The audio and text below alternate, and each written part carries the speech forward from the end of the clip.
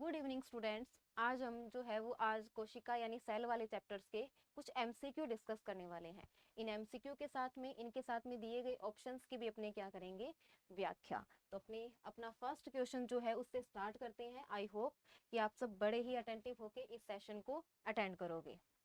First question देखो क्या बोला कि सर्वप्रथम कोशिकाओं की खोज की गई। सबसे पहले कोशिका की डिस्कवरी के बारे में पूछा है कि खोज किसने की थी। तो सबसे पहले जो खोजकर्ता अपने बुक्स के अंदर पढ़ते हैं वो आता है रॉबर्ट हुक के द्वारा। अब इसके पीछे क्या हिस्ट्री है, इससे क्या क्या चीजें रिलेट होती हैं, उनको भी अपने देखते हैं। देखो नाम आता है रॉबर्ट हुक का। रॉबर्ट हुक ने क्या किया था, सबसे पहले डेड सेल यानी मृत कोशिका की खोज की थी। अब सबसे पहले क्वेश्चन तो यही बन जाता है कि सेल क्या है, कोशिका क्या है। तो देखो हमारा जो सजीवों का शरीर है वो क्या होता है, छोटे छोटे कोष्ठकों से मिलके बनता है। जैसे आपने देखा होगा कि जो मधुमक्खियों का छत्ता होता है उसके अंदर आपको ऐसे छोटे छोटे लोब से दिखाई देते हैं, कोष्ठक दिखाई देते हैं। जैसे वो छत्ता छोटे छोटे लोब से मिलके बना है, वैसे ही हमारा शरीर क्या होता है, छोटे छोटे कोष्ठकों से मिलके बनता है, जिनको अपने क्या नाम देते हैं, सेल नाम देते हैं। इन्हीं की डिस्कवरी का श्रेय जाता है रॉबर्ट हुक को। इनको ये जो डिस्कवरी का श्रेय है वो मिला था 1665 के अंदर। 1665 के इन्होंने क्या किया था, कोशिका की खोज की थी। इन्होंने जो कोशिका खोज की थी वो कैसी थी, मृत थी। देखो हुआ क्या कि रॉबर्ट हुक ने क्या किया, कॉर्क को लिया। अब ये कॉर्क क्या होती है, आजकल आपने देखा होगा कि वो एक बोतल वाले से इंस्ट्रूमेंट से चलते हैं, जो एज अ गिफ्ट दिया जाता है। छोटी छोटी बोतल्स होती हैं, उनके ऊपर एक ढक्कन लाइक स्ट्रक्चर लगी होती है। वो जो ब्राउनिश ढक्कन लाइक स्ट्रक्चर है वो क्या है, डेड कॉर्क होती है, जो अपने को किससे मिलती है, प्लांट से मिलती है। तो इन्होंने क्या किया था, उसी कॉर्क को माइक्रोस्कोप के अंदर, और ये जो माइक्रोस्कोप था ये भी क्या था, इन्होंने खुद ने बनाया था। इस माइक्रोस्कोप के अंदर जब लगा के देखा तो बिल्कुल इनको क्या हुआ, मधुमक्खी के छत्ते जैसी संरचना उसके अंदर नजर आई, जिनको इन्होंने क्या किया, सेल नाम दिया। यानी यहीं से अपने को क्या पता चला कि हमारी जो हमारा जो शरीर है या जीवों का जो शरीर है वो क्या होता है, इन छोटे छोटे कोष्ठकों से मिलके बना होता है, जिसको बोला जाता है सेल। तो ये तो बात हुई कि भाई मृत कोशिका की खोज किसने की, रॉबर्ट हुक ने।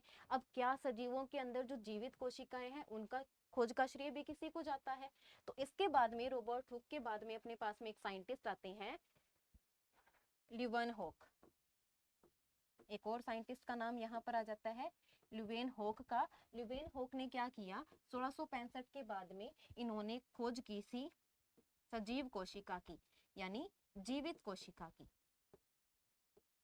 तो जीवित कोशिका की खोज का श्रेय जाता है ल्यूवेनहोक को। देखो दो क्वेश्चन बनते हैं कि मृत कोशिका की खोज किसने की, रॉबर्ट हुक ने, या फिर सीधा पूछा जाए कि सर्वप्रथम कोशिका की खोज किसने की, तो वो हमारा रॉबर्ट हुक था। लेकिन अगर ये पूछ लिया जाए कि जीवित कोशिका की खोज किसने की, तो उसका श्रेय अपने किसको देंगे, ल्यूवेनहोक को। इन्होंने क्या किया था कि जो तालाब के अंदर छोटे छोटे पादप प्लवक और जंतु प्लवक होते हैं, यानी छोटे छोटे जो पार्टिकल्स अपने जल के अंदर देखते हैं, तालाब के अंदर, उसको लिया, उससे बनाई एक स्लाइड, और इसको क्या किया, सूक्ष्म दर्शी यानी हमारे माइक्रोस्कोप के अंदर देखा। यहाँ से इन्हें ये पता चला कि जो कोशिकाएं हैं वो क्या होती है, जीवित भी होती हैं। तो मृत का 1965 के अंदर रॉबर्ट हुक को जाता है, और सजीव यानी जीवित कोशिकाओं का जाता है ल्यूवेनहोक को। अब यहाँ पे अपनों ने 3 और ऑप्शन बना के रखे हैं, इनका क्या रोल है। देखो अगला अपना ऑप्शन दिया हुआ था स्लाइडन और स्वान द्वारा। इन्होंने क्या किया था, देखो स्लाइडन और स्वान ने 1839 के अंदर 1839 के अंदर क्या दिया था, कोशिका सिद्धांत दिया था। सेल थ्योरी नाम से इनका क्या होता है, एक सिद्धांत आता है जो इन्होंने प्रतिपादित किया था, दिया था। कोशिका सिद्धांत यानी सेल थ्योरी। और ये जो सेल थ्योरी है वो आजकल क्या है, सभी जीवों के ऊपर अप्लाई होती है। सेल थ्योरी के नाम से इनके कॉन्सेप्ट को जाना जाता है। इस सेल थ्योरी के अंदर इन्होंने जो है वो 2 स्टेटमेंट दिए थे। पहला स्टेटमेंट क्या बोलता है कि सभी सजीवों का जो शरीर है वो छोटी छोटी कोशिकाओं से मिलके बनता है। तो क्या बोला कि सजीवों का शरीर किसका बना होता है, कोशिकाओं का। दूसरा इन्होंने स्टेटमेंट दिया कि हमारे शरीर के अंदर जो संरचनात्मक और क्रियात्मक, संरचनात्मक व क्रियात्मक, that mean structural and functional unit भी क्या होती है, हमारी कोशिका होती है। कि काम करने वाली इकाई भी कोशिका है, और हमारा शरीर बना भी किसका होता है, कोशिका का। तो ये दोनों जो स्टेटमेंट है वो किसने दिए थे, स्लाइडेनोन स्वान ने, जिसको नाम से जाना जाता है कोशिका सिद्धांत। फिर आता है अपने पास में रॉबर्ट ब्राउन ने क्या किया, रॉबर्ट ब्राउन ने क्या किया था, कोशिका के अंदर केंद्रक की खोज की थी। केंद्रक यानी न्यूक्लियस की खोज का श्रेय किसको जाता है, रॉबर्ट ब्राउन को। तो केंद्रक की खोज का श्रेय गया रॉबर्ट ब्राउन को। फिर आता है कि पुरकिंजे का ऑप्शन क्यों डाला, तो देखो पुरकिंजे ने भी यहाँ पर काम किया है। तो पुरकिंजे ने क्या काम किया कि पुरकिंजे ने हमारी कोशिका के अंदर जो द्रव पदार्थ होता है, यानी जिसको अपने बोलते हैं कोशिका द्रव्य, इस कोशिका द्रव्य को नाम दिया था प्रोटोप्लाज्म।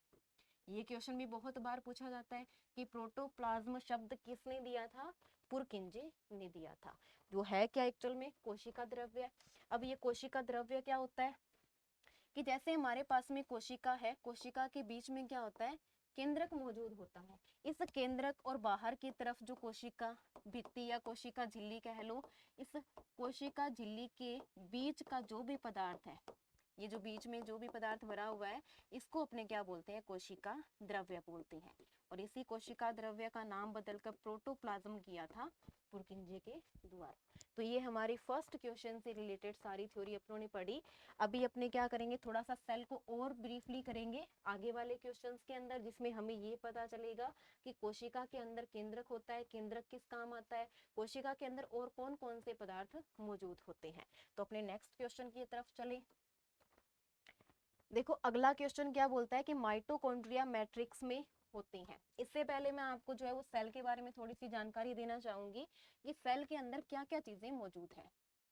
तो देखो सेल के अंदर क्या होता है कि जैसे ये एक प्रकार की सेल की मैंने उदाहरण दिया, इसके बीच में क्या होता है, बिल्कुल केंद्रक यानी न्यूक्लियस, ये इसका केंद्रक हुआ। बाहर की तरफ क्या होता है, एक झिल्ली पाई जाती है जिसको बोला जाता है कोशिका झिल्ली यानी सेल मेम्ब्रेन। इसी को जो है वो प्लाज्मा मेम्ब्रेन के नाम से भी जाना जाता है। तो सेल मेम्ब्रेन बोल दो या प्लाज्मा मेम्ब्रेन बोल दो, एक ही बात है।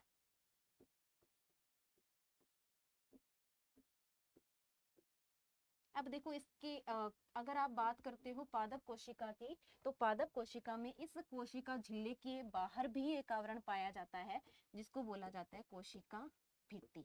ये सिर्फ और सिर्फ पादप कोशिका के अंदर ही आपको मिलती है, जंतु कोशिका में कोशिका भित्ति का अभाव होता है। अब देखो हुआ क्या कि ये जो बीच वाला पदार्थ है, जो किसके बीच का है, न्यूक्लियस और हमारी सेल मेम्ब्रेन का, इसके अंदर एक तरल पदार्थ भरा होता है जिसको बोला जाता है साइटोप्लाज्म। साइटोप्लाज्म यानी आपको मैंने अभी बताया था कोशिका द्रव्य। इसी कोशिका द्रव्य को दूसरा नाम दिया है अपनों ने, पुरकिंजे ने, क्या, प्रोटोप्लाज्म। यानी साइटोप्लाज्म बोल दो या क्या बोल दो, प्रोटोप्लाज्म बोल दो। इसको जो है वो साइटोसोल के नाम से भी जाना जाता है, साइटोसोल भी बोला जाता है।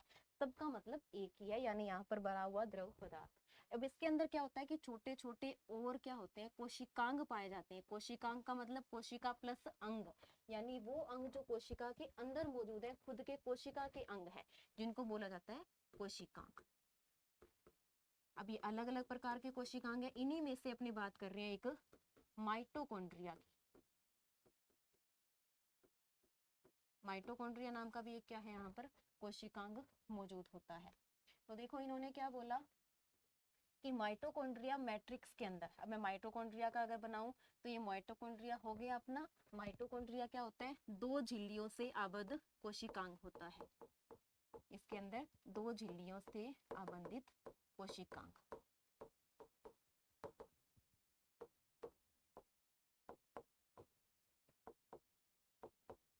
दोहरी झिल्ली युक्त होता है, दो झिल्लियां पाई जाती हैं। इन दो झिल्लियों के अंदर क्या होता है, तरल पदार्थ भरा होता है। जैसे ये एक है और अंदर की तरफ दूसरी हो गई, इसके बीच में क्या होगा, तरल पदार्थ होगा, जिसको बोला जाता है मैट्रिक्स। यानी माइटोकॉन्ड्रिया का क्या है, ये मैट्रिक्स है, तरल पदार्थ है। अब इस तरल पदार्थ के अंदर क्या क्या चीजें मौजूद होती हैं, तो देखो ऑप्शन में बोला एंजाइम्स, डीएनए एवं आरएनए, राइबोसोम या फिर सभी। तो यहाँ पर माइटोकॉन्ड्रिया के अंदर आपको एंजाइम्स भी मिलते हैं। एंजाइम्स मतलब जैव उत्प्रेरक, जो क्या करते हैं, जैविक क्रियाओं की दर को बढ़ाते या कम करते हैं। तो वो एंजाइम्स भी मौजूद होते हैं। इस माइटोकॉन्ड्रिया के पास में अपना क्या होता है, डीएनए भी मौजूद होता है। तो यहाँ पर आपको आनुवंशिक पदार्थ के रूप में डीएनए या आरएनए भी मिलेगा और इसके अंदर क्या होता है, अपना राइबोसोम भी मौजूद होता है। तो उत्तर हो जाएगा हमारा उपरोक्त सभी, यानी ये सारी चीजें आपको माइटोकॉन्ड्रिया के अंदर मिलेंगी। देखो माइटोकॉन्ड्रिया के अंदर अपना डीएनए या आरएनए है, इसीलिए इसे बोला जाता है अर्ध स्वायत्त कोशिकांग। अर्ध स्वायत्त कोशिकांग। पूरी सेल के अंदर माइटोकॉन्ड्रिया और इसके अलावा अपने पादप कोशिका के अंदर पढ़ेंगे प्लास्टिड यानी लवकों के बारे में। ये दो ऐसे कोशिकांग हैं जिनके पास में अपना आनुवंशिक पदार्थ या राइबोसोम मौजूद होता है। बाकी किसी भी कोशिका के अंदर अपना खुद का राइबोसोम या अपना डीएनए मौजूद नहीं होता। तो ये एक इम्पोर्टेंट क्वेश्चन यहाँ पे हो गया। अब माइटोकॉन्ड्रिया के बारे में और अधिक जानकारी अपने प्राप्त करें कि माइटोकॉन्ड्रिया की जो खोज है वो किसने की थी। तो माइटोकॉन्ड्रिया की खोज का श्रेय जाता है अल्टमैन को। अल्टमैन नाम के एक वैज्ञानिक हैं जिन्होंने क्या किया था, माइटोकॉन्ड्रिया के बारे में बताया था। और ये जो शब्द है यानी ये वर्ड किसने दिया, टर्म किसने यूज की, माइटोकॉन्ड्रिया, ये की थी बेंडा ने। तो दो साइंटिस्ट का नाम आ गया, खोज का श्रेय जाता है अल्टमैन को और वर्ड किसने दिया था, बेंडा ने। तो ये अपनी जो है वो माइटोकॉन्ड्रिया से रिलेटेड कुछ जानकारियां यहाँ पे होगी। जैसे जैसे आगे पढ़ेंगे आगे के क्वेश्चन में फिर से माइटोकॉन्ड्रिया का जिक्र होगा जहां पर इसकी और अधिक जानकारी अपने लेंगे। अगला क्वेश्चन देखो, इन्होंने क्या बोला कि कोशिकांग जिनमें डीएनए पाया जाता है। अब देखो इसने बोल दिया कि अपने को ऐसे कोशिकांग, यानी यहाँ पर कुछ कोशिकांगों के नाम दिए गए हैं, उनमें से अपने को ये छांटना है कि कौन से कोशिकांग के अंदर डीएनए मिलेगा। और डीएनए हमारा क्या होता है, आनुवंशिक पदार्थ होता है। वैसे तो देखो डीएनए सिर्फ किसके अंदर मिलेगा आपको, केंद्रक के अंदर, कि सभी जीवों की कोशिकाओं का आनुवंशिक पदार्थ सिर्फ किस में होता है, उसके केंद्रक के अंदर होता है। लेकिन अभी मैंने पिछले क्वेश्चन के अंदर आपको बताया था कि माइटोकॉन्ड्रिया और हमारे जो हरित लवक होते हैं जो किसमें पाए जाते हैं, पादप कोशिकाओं के अंदर, उनमें भी आपको क्या मिलता है, आनुवंशिक पदार्थ देखने को मिलता है। तो देखो केंद्रिका, केंद्रिका में तो होगा क्योंकि केंद्रक है। फिर लवक यानी प्लास्टिड, जो किसमें मिलते हैं अपने को, प्लांट सेल यानी पादप कोशिका के अंदर, उसमें भी होगा। फिर माइटोकॉन्ड्रिया जो जंतु और प्लांट दोनों के अंदर होती है, तो अपने को माइटोकॉन्ड्रिया के अंदर भी ये डीएनए पदार्थ यानी आनुवंशिक पदार्थ देखने को मिलेगा। तो हमारा उत्तर क्या हो जाएगा, ये सभी, इन सभी के अंदर क्या पाया जाता है, हमारा खुद का डीएनए पाया जाता है। इसीलिए लवक और माइटोकॉन्ड्रिया को क्या नाम दिया जाता है, अर्ध स्वायत्त कोशिकांग। स्वायत्त का मतलब होता है कंट्रोल करना या नियमन करना। देखो पूरी की पूरी कोशिका का जो नियमन है वो किसके अंदर होता है, केंद्रक के अंदर होता है। क्योंकि केंद्रक के अंदर क्या मौजूद होता है, डीएनए, आनुवंशिक पदार्थ या फिर आरएनए, और यही क्या करता है, पूरी कोशिका का नियमन करता है। लेकिन ये डीएनए, राइबोसोम, लवक और माइटोकॉन्ड्रिया में होने की वजह से ये खुद भी क्या करते हैं, अपनी कुछ उपापचय क्रियाओं का नियमन कर सकते हैं। इसीलिए इन्हें क्या बोला जाता है, अर्ध स्वायत्त कोशिकांग। अब एक शब्द यहाँ पर इस्तेमाल हुआ है केंद्रिका। अब ये केंद्रिका क्या होती है, देखो अगर अपने कोशिका को विभाजित करें तो कोशिका में दो भाग बनते हैं। एक होता है प्रोकैरियोटिक कोशिकाएं और दूसरी प्रकार की होती हैं यूकैरियोटिक कोशिकाएं। अब ये प्रोकैरियोटिक और यूकैरियोटिक क्या है, प्रोकैरियोटिक कोशिकाएं वे कोशिकाएं होती हैं जिनके केंद्रक के चारों तरफ केंद्रक झिल्ली का अभाव होता है, यानी इनके चारों तरफ आपको केंद्रक झिल्ली नहीं मिलती। और इस केंद्रक झिल्ली रहित केंद्रक को ही क्या बोला जाता है, केंद्रिका बोला जाता है, जो किसके अंदर पाई जाती है, प्रोकैरियोटिक कोशिकाओं के अंदर। तो अगले क्वेश्चन की तरफ चले। अगले क्वेश्चन ने क्या बोला, निम्न में से कौन सा कोशिकांग आत्मघाती थैली कहलाता है। आत्मघाती का मतलब सुसाइडल बैग। सुसाइडल बैग कौन सा जो है वो कोशिकांग जाना जाता है। तो देखो होता क्या है कि हमने अभी, मैंने आपको बताया था कि कोशिका के अंदर क्या होते हैं, उसके खुद के कोशिकांग होते हैं। अब मैं यहाँ पर कुछ कोशिकांगों के नाम लिख रही हूँ। कोशिकांग के उदाहरण के लिए, जैसे पहला अपनों ने माइटोकॉन्ड्रिया पढ़ा अभी,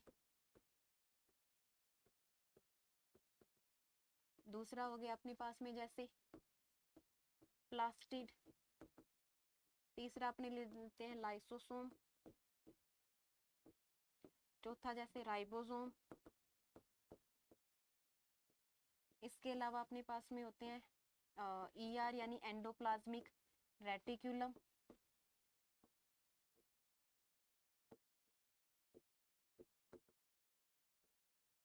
देखो ये जो मैं नाम ले रही हूँ इनको ऐसे ही बोला जाता है हिंदी के अंदर और इंग्लिश में भी, तो यहाँ पर लैंग्वेज का कोई इशू नहीं होना चाहिए कि हिंदी में नाम लो या पर्टिकुलर इंग्लिश में, क्योंकि सेम नाम होते हैं। माइटोकॉन्ड्रिया को हिंदी में भी माइटोकॉन्ड्रिया बोलते हैं और इंग्लिश के अंदर भी।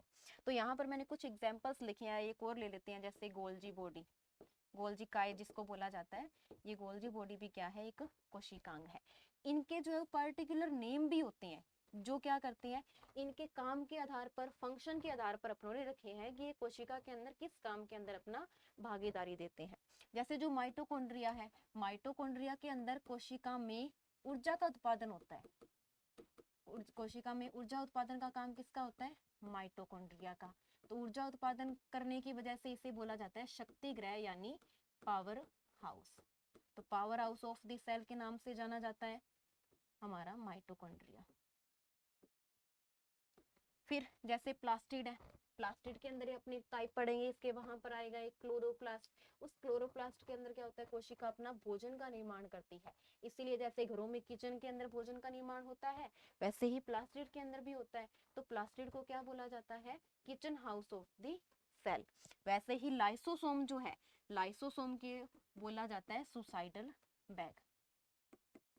सुसाइडल बैग यानी आत्मघाती थैली, जो शब्द है वो किसके लिए काम में लिया जाता है, लाइसोसोम के लिए। तो यहाँ पर उत्तर क्या होगा, लाइसोसोम। अब ये लाइसोसोम शब्द जो है वो क्यों इस्तेमाल हुआ, क्योंकि देखो जो लाइसोसोम होते हैं उसके अंदर जल अपघटनी एंजाइम पाए जाते हैं।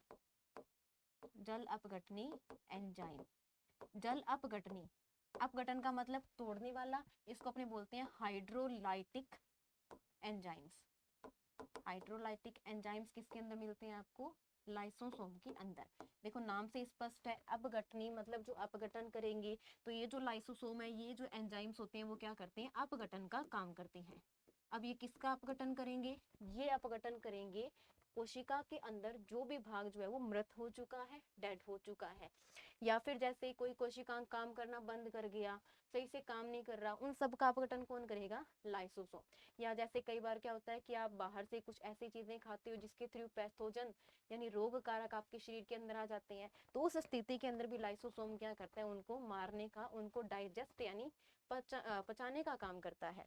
तो यहाँ पर कई बार क्या होता है कि ये जो लाइसोसोम है, देखो वैसे तो कोई भी कंडीशन हो सकती है कि केंद्रक ने क्या किया, रेगुलेशन नहीं किया लाइसोसोम का, उस केस के अंदर लाइसोसोम ने क्या कर दिया, अनावश्यक रूप से हाइड्रोलाइटिक एंजाइम्स को यानी जल अपघटनी एंजाइम्स को निकालना शुरू कर दिया। या जैसे कई बार ऐसी कंडीशन होती है कि आप टाइम टू टाइम खाना नहीं खाते हो, तो शरीर के अंदर जो है वो ऊर्जा की कमी होना शुरू हो जाती है। अब लाइसोसोम ने तो क्या करना है, डाइजेस्ट करना है, तो उसको डाइजेशन के लिए कुछ नहीं मिला, तो वो अपने जल अपघटनी एंजाइम के थ्रू बाकी के जो कोशिकांग हैं उनको डाइजेस्ट करना शुरू कर देता है। ऐसी स्थिति के अंदर क्योंकि वो अपनी कोशिकाओं को खुद ही मार रहा है, उनको खुद ही पाचित कर रहा है, इसीलिए इसको क्या बोला जाता है, आत्मघाती थैली यानी सुसाइडल बैग, कि वो अपनी ही कोशिकाओं को मार देगा अगर वो अनियंत्रित रूप से काम करना शुरू कर देगा। राइबोसोम के लिए जो वर्ड यूज किया जाता है वो होता है प्रोटीन फैक्ट्री। इसका रीजन भी मैं आपको बताऊंगी। प्रोटीन फैक्ट्री ऑफ सेल की प्रोटीन निर्माण का काम कहाँ चलता है, राइबोसोम के अंदर। गोल्जी का ये क्या है, मटेरियल की यानी पदार्थों की पैकेजिंग, पदार्थों के स्त्रवण के अंदर काम आता है। माइटोकॉन्ड्रिया के लिए शब्द जो यूज किया जाता है वो मैंने अभी आपको बताया, power house of the cell. तो यहाँ पर ये कुछ दूसरे नाम भी आपको याद रखने हैं जिनके थ्रू कोई भी कोशिकांग जो है वो जाना जाता है। देखो अगले क्वेश्चन में क्या बोला कि कोशिका विभाजन के समय केंद्रक के अंदर दृश्यमान डीएनए थ्रेड है। थ्रेड मतलब धागे। देखो इसने बोला कोशिका विभाजन, ये कोशिका विभाजन क्या होता है कि एक कोशिका के द्वारा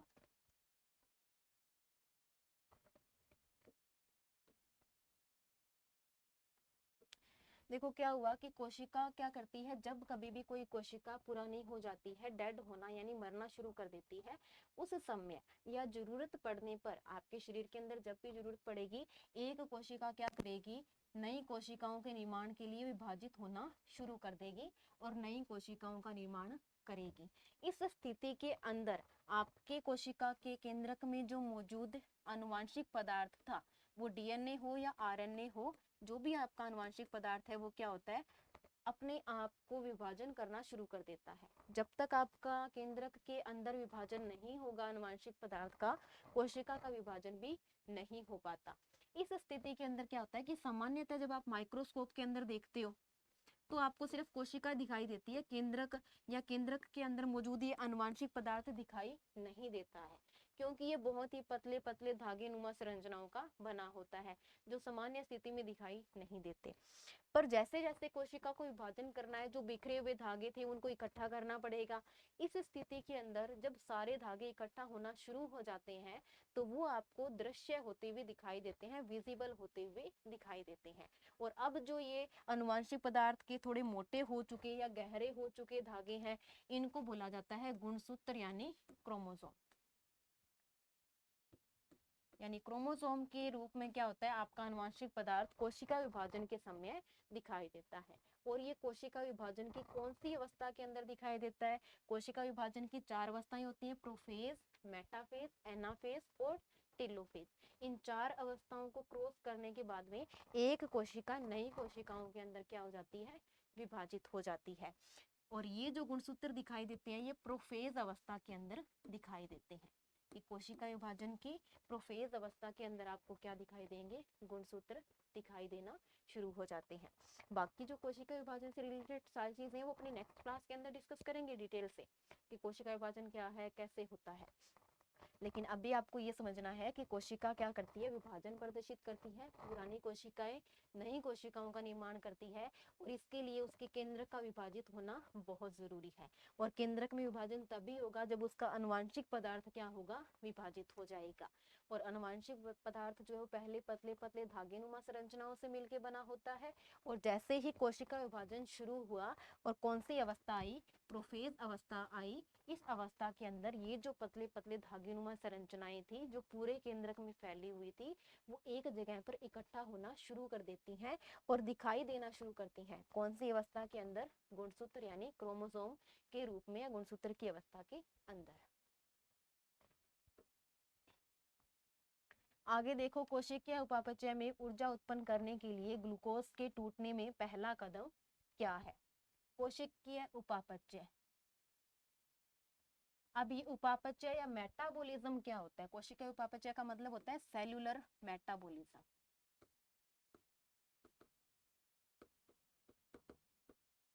तो देखो ये क्या होता है कि जब कोशिका के अंदर आप भोजन ग्रहण करते हो, तो उस भोजन का क्या होता है, पाचन होता है। पाचन के बाद में क्या करते हो आप, जो बड़े आकार के भोजन के अणु थे उनको छोटे आकार के अणुओं में तोड़ लेते हो। उसके बाद में उन अणुओं से या उन घटकों से अपने को क्या करनी है, ऊर्जा बनानी है। और ये ऊर्जा बनेगी कहाँ पर? अभी मैंने थोड़ी देर पहले आपको बताया था कि ऊर्जा का उत्पादन कोशिका में कहाँ होता है, माइटोकॉन्ड्रिया के अंदर। इसीलिए माइटोकॉन्ड्रिया को क्या बोलते हैं, शक्ति गृह या फिर power house of the cell. इस माइटोकॉन्ड्रिया के अंदर क्या होता है, सबसे पहले आपने कोई भी भोजन लिया, आपको क्या करना पड़ेगा, उसे ग्लूकोज के अंदर, आप जो भी खाना खा रहे हो, कार्बोहाइड्रेट्स खा रहे हो, प्रोटीन्स खा रहे हो, फैट खा रहे हो, उन सबसे क्या चाहिए अपने को, एनर्जी चाहिए। तो अपने लेते हैं कि अपने ने जैसे कार्बोहाइड्रेट खाया और कार्बोहाइड्रेट के डाइजेशन के बाद में क्या बनी, सबसे सिंपल यानी सबसे सरल रूप क्या बना, ग्लूकोज बना। अब इस ग्लूकोज को क्या करना है, तोड़ना है, ताकि क्या निकले, ऊर्जा निकले। ये काम होगा कहाँ पर, माइटोकॉन्ड्रिया के अंदर। तो देखो सबसे पहला स्टेप, इसने बोला कि पहला कदम क्या है, आपको फर्स्ट स्टेप के बारे में बताना है कि जब ग्लूकोज टूटता है तो सबसे पहले क्या होता है और कहाँ होता है। अब इस चीज के अंदर देखो, पहला जो स्टेप है वो होता है हमारे साइटोप्लाज्म के अंदर। अब ये साइटोप्लाज्म क्या होता है, अभी मैंने आपको बताया था कि कोशिका के अंदर भरा हुआ तरल पदार्थ, जिसके अंदर सारे कोशिकांग क्या करते हैं, फ्रीली फ्लोट करते हैं, स्वतंत्र रूप से बैठे रहते हैं। तो साइटोप्लाज्म के अंदर क्या होता है, ग्लूकोज टूटता है किसके अंदर, पायरुविक एसिड के अंदर, या जिसको लिखा जाता है पायरुवेट के अंदर, सॉरी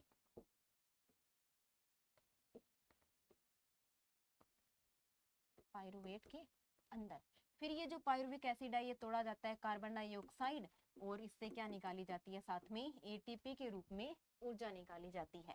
ये जो प्रथम स्टेप था ये सेकंड स्टेप हो गया, और ये क्या हो गया, फर्स्ट स्टेप। ये जो फर्स्ट स्टेप है ये हुआ कहाँ, साइटोप्लाज्म के अंदर, और इसको बोला जाता है ग्लाइकोलाइसिस। ये जो फर्स्ट स्टेप है इसको क्या बोलते हैं अपने, ग्लाइकोलाइसिस बोला जाता है। जो सेकंड स्टेप है उसको बोलते हैं सेलुलर रेस्पिरेशन, कोशिकीय श्वसन। तो ग्लाइकोलाइसिस क्या है हमारा, फर्स्ट स्टेप है। ऑप्शन में सेकंड नंबर ऑप्शन क्या होगा हमारा सही, क्योंकि क्वेश्चन ने यही पूछा था कि कोशिकीय उपापचय यानी सेलुलर मेटाबॉलिज्म के अंदर जब ग्लूकोज से तोड़कर अपने क्या कर रहे हैं, ऊर्जा उत्पादन कर रहे हैं, तो पहला स्टेप या पहला कदम क्या होगा, तो पहला कदम होगा हमारा ग्लाइकोलाइसिस का। आपको ये साइट में मैंने अभी बता दी कि ग्लाइकोलाइसिस कोशिका के अंदर कहाँ होता है, साइटोप्लाज्म यानी कोशिका द्रव्य के अंदर होता है। ये सब के अंदर कॉमन है। आप ऑक्सीजन को यूज कर रहे हो नहीं कर रहे हो, लेकिन ग्लाइकोलाइसिस आपका हमेशा कहाँ होता है, साइटोप्लाज्म के अंदर। और एक इम्पोर्टेंट चीज, इस ग्लाइकोलाइसिस के दौरान O2 यानी ऑक्सीजन का होना अनिवार्य नहीं है। जरूरी नहीं है कि ऑक्सीजन होगा तभी ग्लाइकोलाइसिस होगा, ग्लाइकोलाइसिस बिना ऑक्सीजन की उपस्थिति के भी संपन्न हो सकता है। अगला क्वेश्चन देखो, कोशिकीय श्वसन क्या है। अब इसने वही सेम चीज पूछ लिया, आपका स्थान क्या है, कोशिकीय श्वसन यानी सेलुलर रेस्पिरेशन।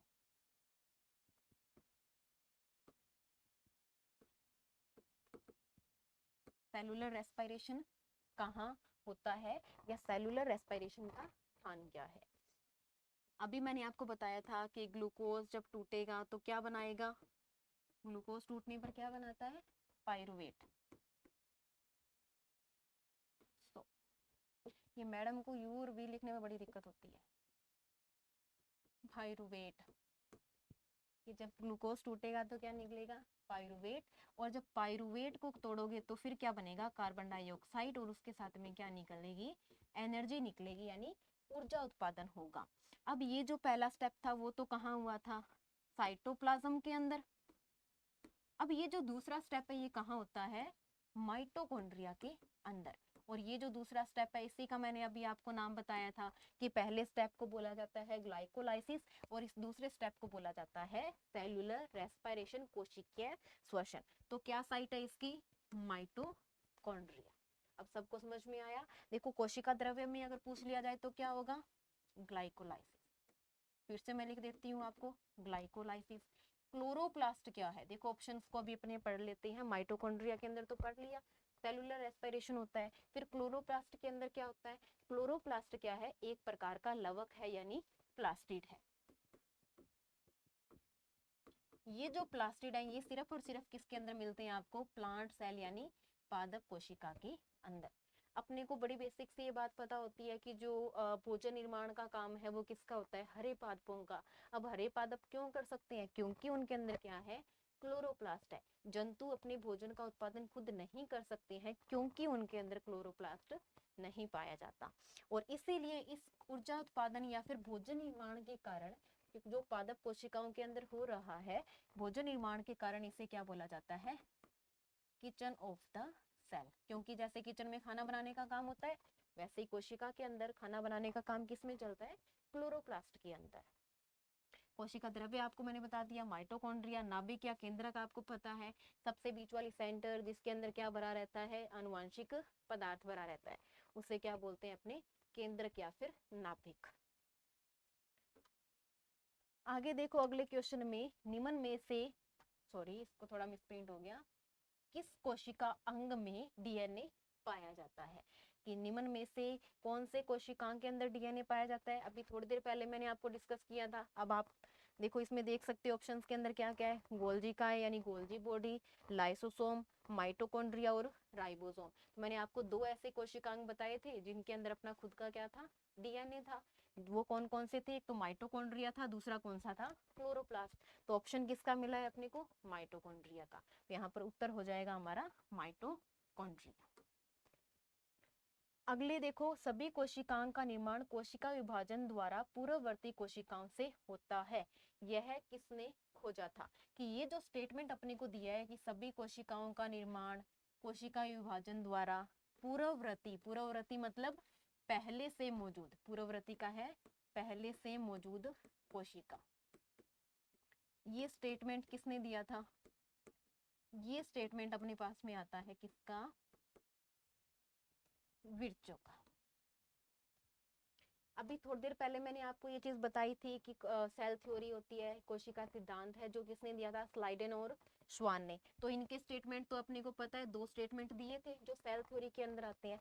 फिर क्या हुआ, आगे चलकर सेल थ्योरी में मॉडिफिकेशन हुआ। सेल थ्योरी के अंदर थोड़ा सा क्या किया अपनों ने? चेंज किया। अब इसके अंदर अपने कितने स्टेटमेंट पढ़ते हैं? 3। स्टार्टिंग में जब दिया गया था तो अपनों ने 2 ही स्टेटमेंट पढ़े थे, लेकिन बाद में इसमें क्या किया गया? मॉडिफिकेशन किया गया और कितने स्टेप बना दिए गए? 3। ये जो तीसरा स्टेप था वो किसने दिया था? रुडोल्फ विर्चो ने दिया था। इन्होंने क्या बोला कि सभी कोशिकाओं का निर्माण कोशिका विभाजन द्वारा पूर्ववर्ती कोशिकाओं से होता है। देखो क्या बोला कि एक कोशिका है, अगर नई कोशिकाएं बनानी है तो यही क्या करेगी? विभाजन करेगी।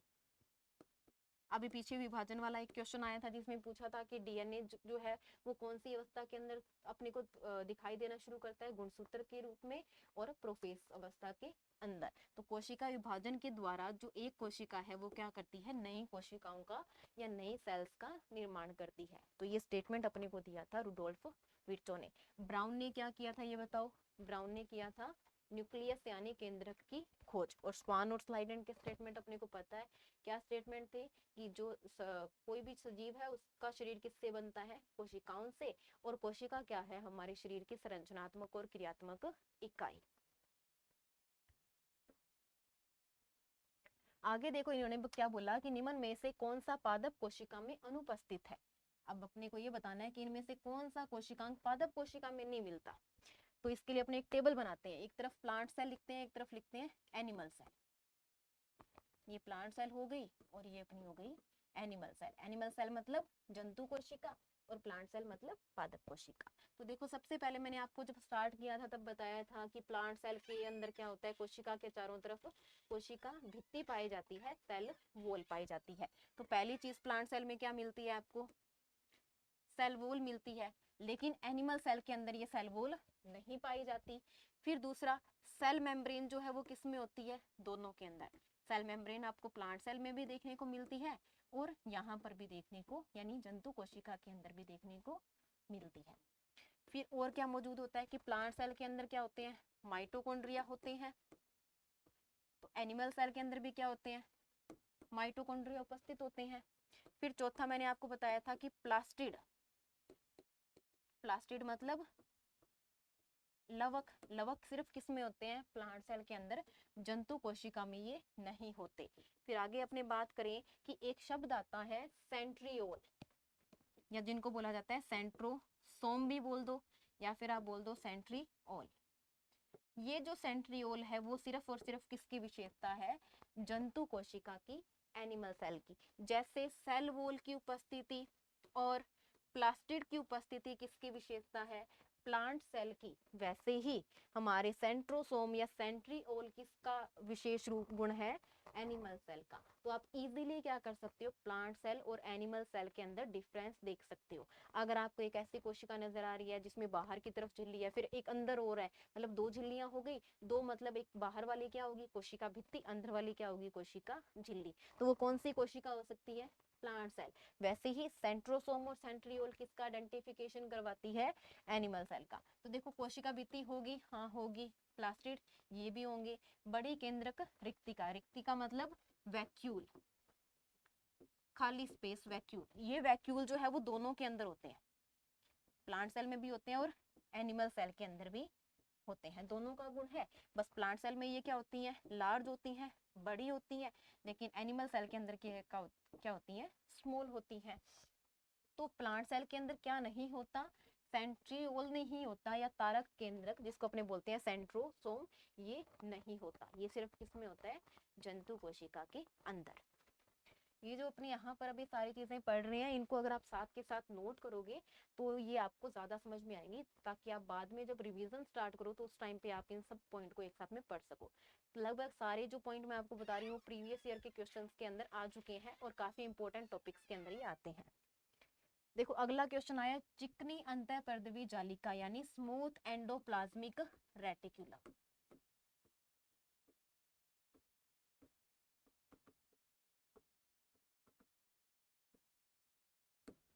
किसके संश्लेषण यानी सिंथेसिस में शामिल है? इसके लिए मैं आपको करवाती हूँ ER यानी अंतःपर्दवी जालिका का थोड़ा सा डिस्क्राइब। तो देखो ER मतलब एंडोप्लाज्मिक रेटिकुलम। ये जो एंडोप्लाज्मिक रेटिकुलम ये कहाँ होती है? ये जैसे कोशिका है, कोशिका के अंदर ये केंद्रक हो गया, तो कोशिका झिल्ली से लेकर केंद्रक के बीच में ये क्या करती है? एज अ नेटवर्क कनेक्शन का काम करती है। केंद्रक झिल्ली से लेकर कहाँ तक? कोशिका झिल्ली के बीच में ये फैली रहती है पूरे साइटोप्लाज्म के अंदर, और ये इनके बीच में क्या करती है? कनेक्शन का काम करती है। और ये जो ER है हमारी एंडोप्लाज्मिक रेटिकुलम में, ये कितने टाइप की होती है? 2 टाइप की। एक होता है SER, SER मतलब स्मूथ एंडोप्लाज्मिक रेटिकुलम, चिकनी अंतःपर्दवी जालिका।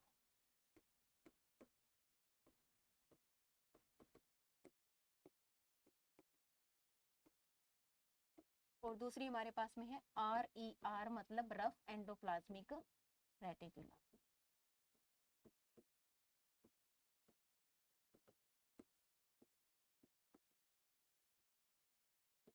देखो फर्क क्या होता है कि एंडोप्लाज्मिक रेटिकुलम है, जैसे मैंने इस तरह से बनाई कि ये एंडोप्लाज्मिक रेटिकुलम है, जो किसके पहले इस तरफ जो है हमारा केंद्रक हो गया, और इस तरफ क्या हो गया? हमारा कोशिका झिल्ली हो गई। इनके बीच में नेटवर्क है। 2 टाइप के कैसे हुई कि ये जो एंडोप्लाज्मिक रेटिकुलम है, अगर इसकी सरफेस के ऊपर आपको जो है वो छोटे छोटे ग्रेन्यूल्स लाइक स्ट्रक्चर, छोटे छोटे कण जैसी संरचनाएं अगर नजर आ रही हैं, तो वो क्या होंगी? टच करने में खुरदरी महसूस होंगी, रफ महसूस होंगी, तो वो किसके अंदर आएंगी? RER कैटेगरी के अंदर, यानी रफ एंडोप्लाज्मिक रेटिकुला। और ये जो ग्रेन्यूल्स या कण है ये किसके बने होते हैं? राइबोसोम के। या अगर आपकी RER की सतह के ऊपर राइबोसोम के पार्टिकल्स मौजूद हैं, तो वो हो जाएगी RER मतलब रफ एंडोप्लाज्मिक रेटिकुलम। और अगर ये कण मौजूद नहीं है, सिंपल ऐसे आपकी ER है, यानी किसी टाइप का कोई राइबोसोम का पार्टिकल नहीं है, तो वो क्या होगी? आपकी SER मतलब स्मूथ एंडोप्लाज्मिक रेटिकुलम। देखो एक तो जो अब पार्टिकल्स होंगे तो जब टच करोगे तो कैसा लगेगा? खुरदरा फील होगा, तो रफ। और दूसरे पर पार्टिकल नहीं है, तो अब जब टच करोगे तो कैसा फील होगा? स्मूथ। तो दूसरी कौन सी हो गई? स्मूथ। इनके अंदर देखो राइबोसोम जब भी आएगा तो वो क्या काम करेगा? प्रोटीन निर्माण का काम करेगा। याद रख लो, चाहे मैंने पीछे नाम दिया था, राइबोसोम को बोला जाता है प्रोटीन फैक्ट्री। सेल की प्रोटीन फैक्ट्री होती है कौन? राइबोसोम। अब ये राइबोसोम किसके ऊपर आ गए? RER के ऊपर। तो RER भी किसका काम शुरू कर देगी? प्रोटीन निर्माण का। तो फिर SER क्या काम करेगी? SER काम करती है हमारे लिपिड का फॉर्मेशन। लिपिड के निर्माण का काम किसका होता है? यानी वसा के निर्माण का काम किसका होता है? हमारी SER का। ये भी क्वेश्चन काफी बार पूछा जाता है कि RER किसका निर्माण करती है? राइबोसोम का। क्यों? क्योंकि उसके ऊपर क्या मौजूद है? राइबोसोम। इधर राइबोसोम है नहीं, तो ये प्रोटीन निर्माण को तो काम नहीं करेंगी, फिर ये किसका काम करेंगी? वसा के निर्माण का। तो सही उत्तर हमारा क्या हो जाएगा? वसा। कि जो चिकनी अंतःपर्दवी जालिका यानी SER है, ये किसका निर्माण करती है? वसा का, यानी लिपिड का। अगला देखो क्वेश्चन आया कि ग्लाइकोलाइसिस क्रिया कोशिका के किस भाग में होती है? अभी थोड़ी देर पहले मैंने आपसे डिस्कस किया था कि जब ग्लूकोज का ब्रेक डाउन करना है, एनर्जी निकालनी है, ऊर्जा उत्पादन करना है, तो आपको 2 स्टेप करने पड़ते हैं। पहला स्टेप होता है ग्लाइकोलाइसिस, और दूसरा स्टेप होता है हमारा सेलुलर रेस्पिरेशन यानी कोशिकीय श्वसन। इनके अंदर से मुझे बताओ ग्लाइकोलाइसिस को कहाँ देखा था अपनों ने? ग्लाइकोलाइसिस को पढ़ा था किसके अंदर? साइटोसोल के अंदर। साइटोसोल को क्या बोलते हैं अपने? कोशिका द्रव्य। पीछे नाम मैंने आपको इसके तीनों बताए थे, साइटोसोल बोल दो, या जैसे प्रोटोप्लाज्म बोल दो, जैसे आप बोल सकते हो साइटोप्लाज्म। ये सारे नाम क्या है हमारे? एक ही है। और इसके अंदर ये हमारा क्या होता है? ग्लाइकोलाइसिस चलता है। अब देखो मैं ग्लाइकोलाइसिस के बारे में और अगर बताऊं तो मैंने आपको बोला था कि ये एरोबिक, एरोबिक का मतलब वायवीय श्वसन। वायवीय श्वसन क्या होगा? श्वसन का मतलब होता है कि खाद्य पदार्थों को तोड़कर ऊर्जा उत्पादन करना, उसे बोला जाता है श्वसन। अगर ये वायवीय है मतलब यहाँ पर ऑक्सीजन क्या होगी? प्रेजेंट, यानी ऑक्सीजन उपस्थित होगी। अगर ये सारा काम यानी फूड के ब्रेकडाउन का, भोजन के पाचन का और भोजन को तोड़कर ऊर्जा उत्पादन का काम किसकी उपस्थिति में चल रहा है? ऑक्सीजन की उपस्थिति या वायु की उपस्थिति के अंदर, तो उसे बोलेंगे अपने वायवीय श्वसन। और अगर ऑक्सीजन अनुपस्थित हो तो उसे बोलेंगे एनएरोबिक।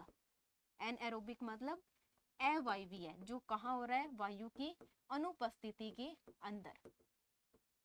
दोनों ही श्वसन है, दोनों में ही क्या बनानी है? ऊर्जा। लेकिन एक में O2 प्रेजेंट है, दूसरे के अंदर O2 यानी हमारी ऑक्सीजन क्या है? एब्सेंट है। तो ये देखो जो ग्लाइकोलाइसिस है वो दोनों के अंदर क्या है? कॉमन स्टेप है, दोनों में होगा। नो मैटर की ऑक्सीजन है या नहीं है, ग्लाइकोलाइसिस जो है वो दोनों के अंदर चलने वाला है।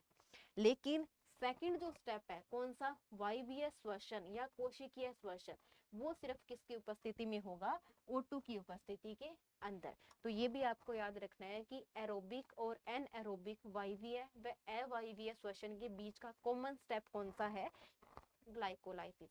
और ग्लाइकोलाइसिस के अंदर क्या होता है कि ग्लूकोज को तोड़ोगे किसके अंदर? पायरुवेट के अंदर।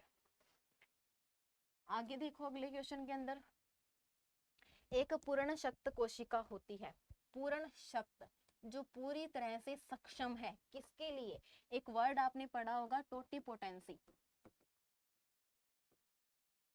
टोटिपोटेंसी या फिर पूर्ण शक्तता। अब ये क्या होता है? टोटिपोटेंसी या पूर्ण शक्तता का मतलब क्या है कि एक अकेली सिंगल कोशिका के अंदर इतना सामर्थ्य मौजूद हो कि वो पूरे जीव का क्या कर सके? निर्माण कर सके। तो ये जो सामर्थ्य है एक अकेली कोशिका के द्वारा पूरे जीव को बनाने का, इसे ही क्या बोला जाता है? पूर्ण शक्तता या फिर टोटिपोटेंसी। और ऐसी जो कोशिका होती है उसे क्या बोला जाता है? पूर्ण शक्त कोशिका। पूर्ण शक्त कोशिका।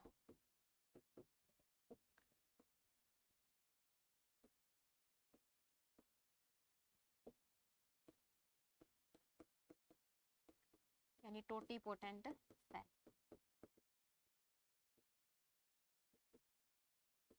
तो यहाँ पर देखो कि इसने क्या बोला कि एक पूर्ण शक्त कोशिका क्या होती है? जो क्या कर सकती है? पूर्ण जीव का विकास करने में सक्षम होती है, समर्थ होती है।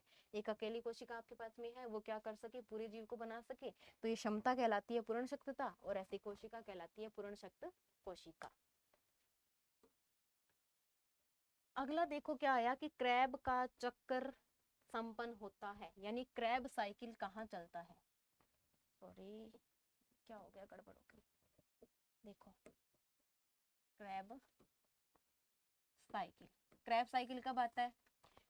क्रैब साइकिल जो है वो भी क्या है? ऊर्जा उत्पादन का एक पद होता है। ओ ओ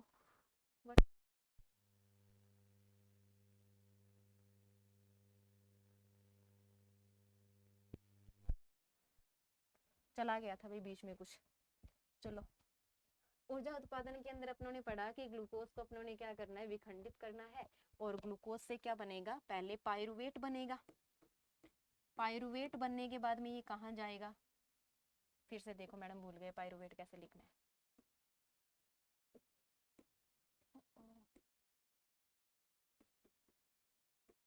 पायरुवेट बनेगा। पायरुवेट बनने के बाद में ये किस में एंट्री लेगा? माइटोकॉन्ड्रिया के अंदर।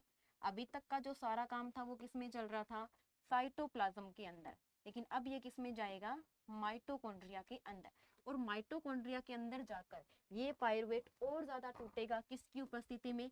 ऑक्सीजन की उपस्थिति में। और लास्ट में क्या निकलेगा अपने पास में? सिर्फ लास्ट में अगर बात करेंगे, पायरुवेट टूट गया, ऑक्सीजन यूज हो गई, अब क्या बना? अब बनेगी कार्बन डाइऑक्साइड प्लस में एटीपी। ये एटीपी क्या है? हमारी एनर्जी की करेंसी है। जैसे अपने मनी की करेंसी क्या है? रुपया। और वैसे ही हमारी एनर्जी की करेंसी क्या होती है? एटीपी होती है। तो एनर्जी करेंसी है हमारी कोशिका की।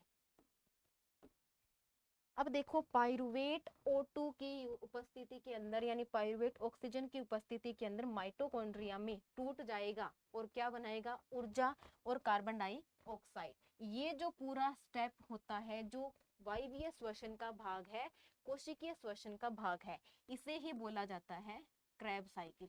इसका दूसरा नाम है अपने पास में C3 साइकिल, क्रैब साइकिल। तो ये जो क्रैब साइकिल है वो कहाँ चलता है, माइटोकॉन्ड्रिया के अंदर, जिसमें क्या होता है पायरुवेट माइटोकॉन्ड्रिया में एंट्री लेता है और माइटोकॉन्ड्रिया के अंदर O2 की उपस्थिति यानी ऑक्सीजन की उपस्थिति में क्या करता है, ऊर्जा का उत्पादन करता है। और यहाँ पर जो ऊर्जा बनती है वो बहुत ही हाई होती है, बहुत ही ज्यादा उच्च होती है। लगभग 38 जो अणु है वो किसके निकल जाते हैं, ATP के, जो हमारी कोशिकाओं को सफिशिएंट होते हैं काम करवाने के लिए।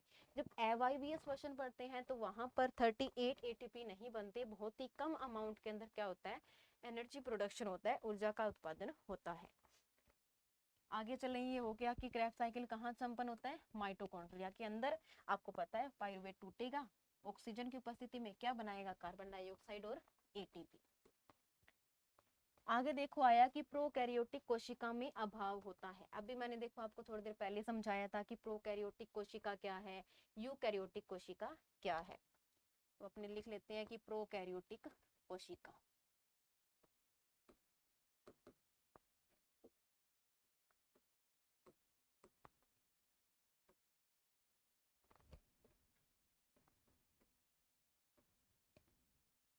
प्रोकैरियोटिक सेल, देखो प्रोकैरियोटिक के अंदर क्या होता है, कोशिका होती है, कोशिका के चारों तरफ सेल मेम्ब्रेन यानी कोशिका झिल्ली भी होती है, लेकिन इसका जो अनुवांशिक पदार्थ है, ये मैंने बना दिया इसका अनुवांशिक पदार्थ यानी जेनेटिक मटेरियल।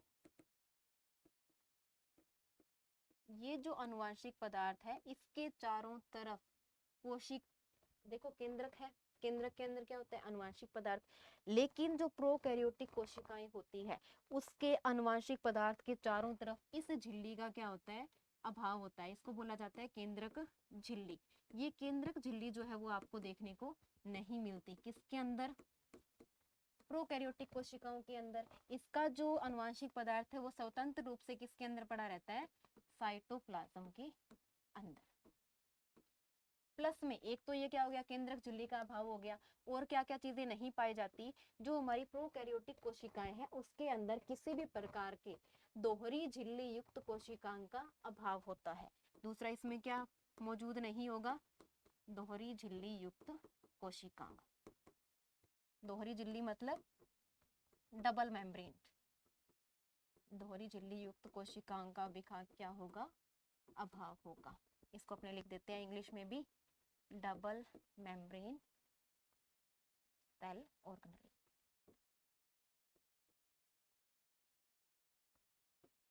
और ये दोहरी झिल्ली युक्त कोशिकांग कौन कौन से है कोशिकाओं में, एक आता है अपने पास में माइटोकॉन्ड्रिया और एक आता है अपने पास में प्लास्टिड। प्लास्टिड मतलब लवक, जो सिर्फ किसमें मिलते हैं, जंतुओं के अंदर। ये दोनों ही दोहरी झिल्ली वाले हैं, और दोहरी झिल्ली वाले हैं तो प्रोकैरियोटिक कोशिका में इनका क्या हो जाएगा, अभाव हो जाएगा। तो ऑप्शन देखो, केंद्रक आवरण नहीं होता, डीएनए तो होता है, तो पहला कॉम्बिनेशन सही नहीं बना क्योंकि अनुवांशिक पदार्थ तो होता है। दूसरा केंद्रक आवरण व लवक, केंद्रक आवरण और लवक की अगर अपने बात करें तो ये नहीं होंगे। फिर डीएनए एवं माइटोकॉन्ड्रिया, माइटोकॉन्ड्रिया भी नहीं होगा लेकिन डीएनए तो मौजूद होगा। फिर कोशिका झिल्ली भी होती है और क्या होता है, केंद्रक नहीं होता, सुस्पष्ट केंद्रक नहीं होता।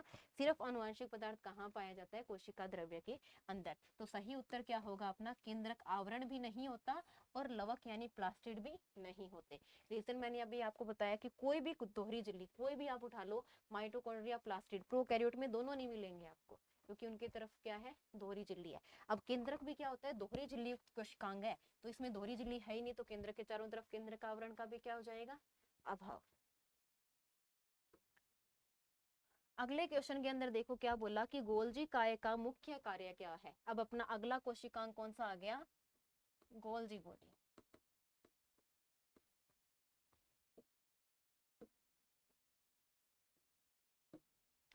गोल्जी बॉडी की जो खोज का श्रेय जाता है, सबसे पहले बात करें गोल्जी बॉडी के बारे में, तो इनकी खोज का जो श्रेय दिया जाता है वो देते हैं कैमिलो गोल्जी को।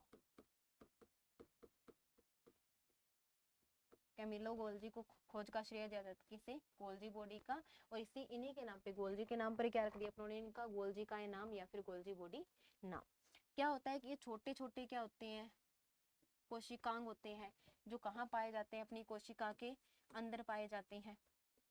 जैसे ये कोशिका है अपनी, इस कोशिका के अंदर केंद्रक, और इसी के कोशिका द्रव्य के अंदर अपने को क्या मिलेंगे? गोल्जी बॉडी मिलेंगे। देखो गोल्जी बॉडी जो है उनका मुख्य काम, अब इसके कार्य लिख देते हैं कि क्या क्या ये काम करता है। जो गोल्जी बॉडी होते हैं वो क्या करते हैं? स्टोरेज करते हैं, संग्रहण करते हैं, किसका? एंजाइम्स का। तो ये क्या करते हैं? स्त्रवण के अंदर काम आते हैं। पहले ये संग्रहित करेंगे, स्टोर करेंगे, जब जरूरत पड़ेगी तो ये क्या कर देंगे? स्त्रवण पदार्थों का। तो पदार्थों के स्त्रवण का काम किसका है? गोल्जी बॉडी का। उसके बाद में मटेरियल की पैकेजिंग। पैकेजिंग का मतलब होता है कि आप अगर एक मटेरियल को, एक पदार्थ को दूसरी पदार्थ उसी की दूसरे रूप में क्या कर दो? परिवर्तित कर दो, तो उसको क्या बोल दोगे आप? मटेरियल की पैकेजिंग। ये जो ट्रांसफॉर्मेशन है, ट्रांसफॉर्मेशन मतलब रूपांतरण एक पदार्थ का दूसरे पदार्थ के अंदर, ये भी कहाँ होता है? गोल्जी बॉडी के अंदर। जैसे आपके पास में लिपिड थी, लिपिड मतलब वसा, इस वसा को बदल देगा, रूपांतरित कर देगा किसके अंदर? फोस्फोलिपिड के अंदर। तो लिपिड का रूपांतरण फोस्फोलिपिड के अंदर भी कहाँ होता है? गोल्जी बॉडी के अंदर। और क्या काम होता है? प्रोटीन्स का भी क्या करेगा ये? रूपांतरण। अगर लिपिड का जितना भी रूपांतरण है, प्रोटीन का कर लो, लिपिड का कर लो, किसी और पदार्थ का कर लो, सब कौन करेगा? Golgi body. तो इसका रूपांतरण भी क्या होता है? लिपोप्रोटीन के फॉर्म में। लिपोप्रोटीन मतलब lipid plus protein, lipid plus protein. पहले सिर्फ प्रोटीन था, उसमें इसने क्या किया? लिपिड को यानी वसा को भी जोड़ दिया और क्या बना दिया? लिपोप्रोटीन। तो लिपिड के रूपांतरण का काम भी किसने किया? गोल्जी बॉडी के। अगला काम क्या होता है कि अपनों ने पढ़ा था कोशिका झिल्ली। कोशिका झिल्ली के लिए, इसको बनाने के लिए अपने को आवश्यक पदार्थ चाहिए होता है लिपोप्रोटीन। कोशिका झिल्ली किसकी बनी होती है? लिपोप्रोटीन की बनी होती है। तो कोशिका झिल्ली का अगर निर्माण करना है तो लिपोप्रोटीन चाहिए, और ये लिपोप्रोटीन कौन बनाता है? Golgi body. इसके अलावा एक और काम आपको इसका याद रखना है, लाइसोसोम। लाइसोसोम थोड़ी देर मैंने पहले आपको बताया था। लाइसोसोम क्या होते हैं? सुसाइडल बैग यानी आत्मघाती थैली। ये जो लाइसोसोम है इसका निर्माण भी किसके द्वारा किया जाता है? गोल्जी बॉडी के द्वारा किया जाता है, क्योंकि उसके अंदर भी क्या होता है? एंजाइम्स भरे होते हैं, और स्त्रवण का काम गोल्जी बॉडी का भी है। तो लाइसोसोम का निर्माण भी किसका काम है? गोल्जी बॉडी का। तो ऑप्शन में देखो, प्रकाश अनाधारित प्रकाश संश्लेषण, किण्वन, इलेक्ट्रॉन अभिगमन तंत्र के पृथक्करण में, या फिर प्रोटीन के रूपांतरण में। तो सही उत्तर क्या होगा? प्रोटीन के रूपांतरण के अंदर, क्योंकि ये प्रोटीन को बदल देते हैं किसके अंदर? लिपोप्रोटीन के अंदर। तो मटेरियल की पैकेजिंग का कोई भी क्वेश्चन आ जाए, आंसर क्या जाएगा? Golgi body. इसके अलावा आपको इसके बाकी के काम भी याद रखने हैं कि लाइसोसोम का निर्माण कौन से कोशिकांग के द्वारा होता है? गोल्जी बॉडी के द्वारा। फोस्फोलिपिड का निर्माण किसके द्वारा होता है? गोल्जी बॉडी के द्वारा। कोशिका झिल्ली के निर्माण में कौन काम आता है? Golgi body. अगला क्वेश्चन देखो, किसी कोशिका के कौन से कोशिकांग को कोशिका के पावर हाउस के नाम से जाना जाता है? ये तो बिल्कुल सीधा सा क्वेश्चन मैंने दे दिया यहाँ पर कि कौन सा कोशिकांग है जो पावर हाउस यानी शक्ति ग्रह के नाम से जाना जाता है। अभी थोड़ी देर पहले मैंने आपको कुछ कोशिकांग के नाम बताए थे, इसमें क्या था कि पावर हाउस कौन सा हमारा? माइटोकॉन्ड्रिया। शक्ति ग्रह क्यों? क्योंकि ये क्या करता है? ऊर्जा उत्पादन करता है, और ऊर्जा उत्पादन के द्वारा क्या बनाता है? ऊर्जा कौन से रूप के अंदर? एटीपी के रूप के अंदर। और एटीपी का पूरा नाम क्या है? एटीपी का पूरा नाम है एडिनोसिन ट्राई फॉस्फेट। ये आपको याद रखना है कि एटीपी का पूरा नाम क्या होता है? Adenosine try phosphate. और ये हमारी क्या है? एनर्जी की करेंसी। ठीक है। गोल्जी कॉम्प्लेक्स का क्या काम होता है? पदार्थों के स्त्रवण के अंदर, मटेरियल की पैकेजिंग के अंदर। नाभिक यानी हमारी न्यूक्लियस का क्या काम है कि न्यूक्लियस के अंदर क्या भरा होता है? हमारा आनुवांशिक पदार्थ। आनुवांशिक पदार्थ क्या होता है? जेनेटिक मटेरियल जिसको बोला जाता है, वो सारा किस में होगा? नाभिक यानी न्यूक्लियस के अंदर। तो यहाँ पर ये न्यूक्लियस एक तो क्या करता है? अनुवांशिक पदार्थ का संग्रहण करता है, प्लस में पूरी कोशिका की क्रियाविधि का नियमन भी कौन करता है? केंद्रक यानी नाभिक। तो कोशिका का नियमन भी किसके द्वारा किया जाता है? नाभिक के द्वारा किया जाता है। रिक्तिकाएं यानी वैक्यूल्स क्या काम करती हैं? वैक्यूल मतलब खाली स्पेस। तो कोशिका के अंदर जो वैक्यूल यानी रिक्तिकाएं होती हैं वो क्या करती हैं? संग्रहण का काम करती हैं। अलग अलग प्रकार की वैक्यूल्स होती हैं, रिक्तिकाएं होती हैं, जो पादपों के अंदर बड़े आकार की होती हैं लेकिन जंतुओं के अंदर छोटे आकार की होती हैं, और इनका मेन काम क्या होता है? संग्रहण करना यानी स्टोरेज करना। देखो अगला क्वेश्चन क्या आया कि कोशिका के निम्न में से किस अणुकाय में दोहरी झिल्ली अनुपस्थित है? दोहरी झिल्ली मतलब डबल मेम्ब्रेन। आपको यहाँ से छांटना है कि कौन सा ऐसा कोशिकांग दिया गया है जो डबल मेम्ब्रेन वाला नहीं है, यानी या तो वो सिंगल मेम्ब्रेन का होगा या फिर हो सकता है कि मेम्ब्रेन लेस हो। इसका आंसर देने से पहले मैं आपको एक टेबल बनवाना चाहती हूँ कि मेम्ब्रेन के बेस पे कोशिकांग के अंदर मेम्ब्रेन है या नहीं। देखो कुछ कोशिकांग ऐसे होते हैं जो मेम्ब्रेन लेस होते हैं। मेम्ब्रेन लेस मतलब जिनके चारों तरफ झिल्ली नहीं पाई जाती, झिल्ली रहित भी इनको आप बोल सकते हो, झिल्ली रहित कोशिकांग। झिल्ली रहित कोशिकांग में हमारे पास में आता है राइबोसोम। राइबोसोम क्या होते हैं? झिल्ली रहित कोशिकांग होते हैं। फिर आता है सिंगल मेम्ब्रेन। सिंगल मेम्ब्रेन का मतलब एकल झिल्ली युक्त कोशिकांग।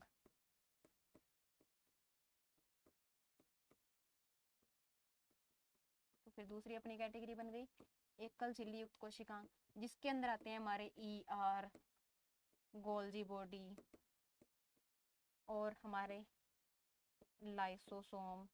और क्या आता है? जैसे कि ER, Golgi body, lysosome, ribosome, इसकी कैटेगरी हो गए वैक्यूल। ये सब क्या होते हैं? सिंगल मेम्ब्रेन यानी एकल झिल्ली युक्त कोशिकांग होते हैं। फिर क्या बनेगा? Double membrane. डबल मेम्ब्रेन मतलब दोहरी झिल्ली युक्त कोशिकांग।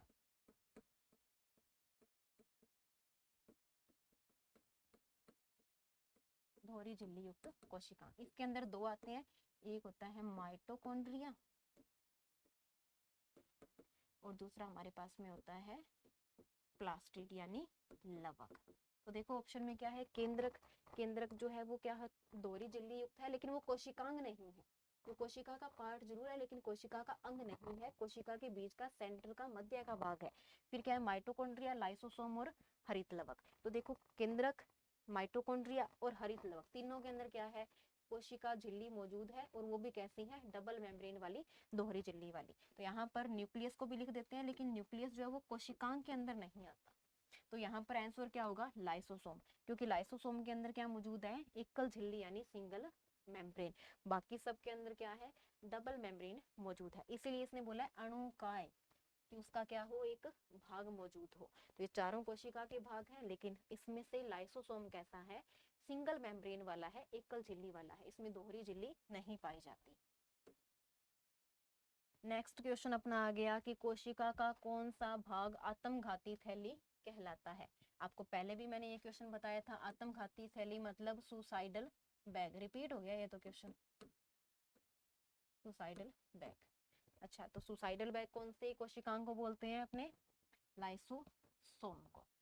केंद्रक के अंदर वही आपको पता है दोहरी झिल्ली युक्त होता है, दो मेम्ब्रेन पाई जाती हैं। राइबोसोम क्या है? प्रोटीन फैक्ट्री है सेल की। सूक्ष्म काय मतलब माइक्रो बॉडीज। अब ये माइक्रो बॉडीज क्या है? चलो इसी क्वेश्चन के साथ में थोड़ा सा नया ऐड करते हैं अपने। माइक्रो बॉडीज या सूक्ष्म काय। माइक्रो बॉडीज क्या होते हैं? छोटे छोटे कणीय संरचना होती है, छोटी छोटी कणीय संरचना, जो क्या करती है? पदार्थों का संग्रहण करती है, स्टोरेज के अंदर काम आती है। जैसे फूड ग्रैन्यूल्स हो गए। फूड ग्रैन्यूल्स मतलब जो भोज्य पदार्थों का क्या करेंगे? संग्रहण करेंगे। राइबोसोम का आपको पता है प्रोटीन फैक्ट्री है। केंद्रक क्या है? हमारा अनुवांशिक पदार्थ को संग्रहित करने वाला भाग। और लाइसोसोम क्या होते हैं? हमारे आत्मघाती थैली। इसके अंदर क्या मौजूद होती है? Hydrolytic enzyme.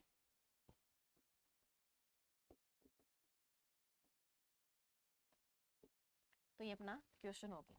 नेक्स्ट क्वेश्चन देखो, आज की क्लास का लास्ट क्वेश्चन है ये। इसके अंदर क्या बोला? निम्न में से कौन पादप कोशिका यानी प्लांट सेल को जंतु कोशिका से अलग पहचान देता है। अभी मैंने आपको थोड़ी देर पहले टेबल बनवाई थी, एक तरफ प्लांट सेल एक तरफ एनिमल सेल। तो प्लांट सेल में क्या क्या लिखा था कि सेल वॉल होती है, सेल मेम्ब्रेन होती है, प्लास्टिड होते हैं, और क्या होता है उसके अंदर अपने पास में प्लास्टिड के अलावा सेल वॉल हो गई। ये जो दो मेन कैरेक्टर है, सेल वॉल की उपस्थिति और प्लास्टिड की उपस्थिति सिर्फ किसके अंदर होती है, प्लांट सेल यानी पादप कोशिका के अंदर। जंतु कोशिका के अंदर इनका क्या होता है, अभाव होता है। जंतु कोशिका की विशेष गुण में क्या आता है, सेंट्रोसोम यानी सेंट्रोमियर, जिसको क्या बोला जाता है, तारक केंद्रक। तो देखो राइबोसोम तो प्लांट सेल में भी होगा और जंतु सेल में भी होगा। कोशिका भित्ति यानी सेल वॉल सिर्फ किसके अंदर होती है, प्लांट सेल के अंदर, जंतु के अंदर ये नहीं पाई जाती। कोशिका झिल्ली यानी सेल मेम्ब्रेन क्या होती है, दोनों के अंदर। केंद्रक यानी न्यूक्लियस भी क्या होता है, दोनों के अंदर। अब कोशिका भित्ति से रिलेटेड थोड़ी सी और जानकारी, ये जो हमारी सेल वॉल है ये किसकी बनी होती है, सेल वॉल मुख्यतः बनी होती है किसकी, सेल्यूलोज की। तो सेल वॉल को बनाने वाला अंग कौन सा हो गया, सेल्यूलोज। अब मुझे बताओ कि कोशिका झिल्ली यानी सेल मेम्ब्रेन किसकी बनती है, लिपोप्रोटीन की। लिपोप्रोटीन क्या है, lipid plus protein, lipid plus protein. और इस लिपोप्रोटीन का सिक्रेशन यानी स्रवण का काम किसका होता है, गोल्जी बॉडी का। थोड़ी देर पहले अपनों ने डिस्कस किया था। अब मुझे ये बताओ कि प्लांट सेल के चारों तरफ कोशिका भित्ति क्यों पाई जाती है।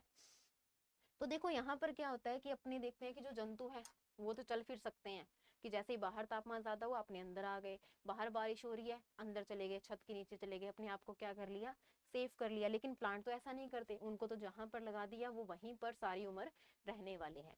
तो प्लांट को क्या चाहिए, हमसे ज्यादा प्रोटेक्शन चाहिए, ताकि वो बाहर के वातावरण के अनुसार अपने आप को क्या कर सके, जिंदा रख सके। इसीलिए इन्होंने क्या किया है, अपने चारों तरफ सेल वॉल को बनाया है, जो किसकी बनी है, सेल्यूलोज, जो कैसा है, एक डेड मटेरियल है, मृत पदार्थ है।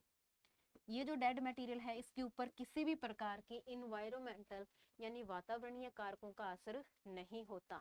इसी वजह से जो प्लांट्स है वो अपने आप को क्या कर सकते हैं, प्रोटेक्ट कर सकते हैं, ज्यादा हीट से, लो टेम्परेचर, हाई टेम्परेचर से, बाहर बारिश हो रही है उससे भी प्रोटेक्ट कर लेते हैं। तो अपने आप को जिंदा रखने का क्या है, इनका एक मेथड है। तो इसी के साथ आज के जो हमारे 20 क्वेश्चंस का सिलसिला था वो होता है यहाँ पर कंप्लीट। इससे रिलेटेड अगर कोई भी टॉपिक अपने को और डिस्कस करना है तो अपने नेक्स्ट क्लास के अंदर इसके और एमसीक्यूज लेके आएंगे। तब तक के लिए इसके अच्छे अच्छे नोट्स बना लो और अच्छे से इसको पढ़ लो। Thank you, good evening.